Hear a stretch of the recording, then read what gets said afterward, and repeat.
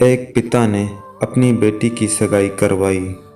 लड़का बड़े अच्छे घर से था तो पिता बहुत खुश हुए। लड़के और लड़के के माता पिता का स्वभाव बड़ा अच्छा था तो पिता के सर से बड़ा बोझ उतर गया। एक दिन शादी से पहले लड़के वालों ने लड़की के पिता को खाने पे बुलाया। पिता की तबीयत ठीक नहीं थी, फिर भी वह ना नहीं कह सके। लड़के वालों ने बड़े ही आदर सत्कार से उनका स्वागत किया। फिर लड़की के पिता के लिए चाय आई।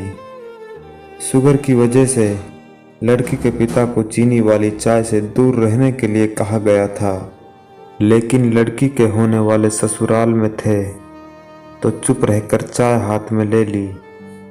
चाय की पहली चुस्की लेते ही वे चौंक गए। चाय में चीनी बिल्कुल ही नहीं थी और इलायची भी डली हुई थी। वे सोच में पड़ गए कि ये लोग भी हमारी जैसी ही चाय पीते हैं।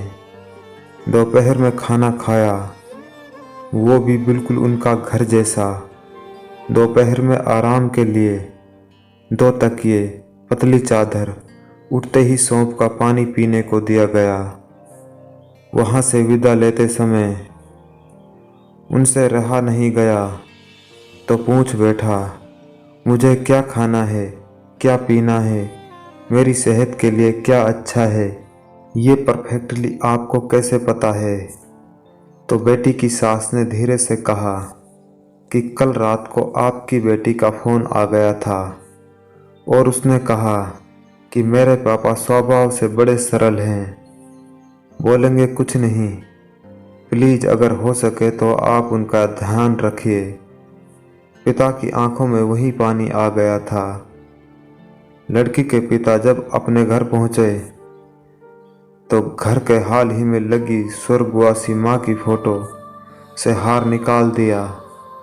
जब पत्नी ने पूछा कि ये क्या कर रहे हो तो लड़की का पिता बोला, मेरा ध्यान रखने वाली मेरी माँ इस घर से कहीं नहीं गई है, बल्कि वो तो मेरी बेटी के रूप में इस घर में रहती है। और फिर पिता की आंखों से आंसू झलक गए और वो फपक कर रो पड़े। दोस्तों, दुनिया में सब कहते हैं ना कि बेटी है एक दिन इस घर को छोड़कर चली जाएगी, मगर दुनिया के सभी माँ बाप से ये कहना चाहता हूँ कि बेटी कभी अपने माँ बाप के घर को छोड़कर नहीं जाती, बल्कि वह हमेशा उनके दिल में रहती है।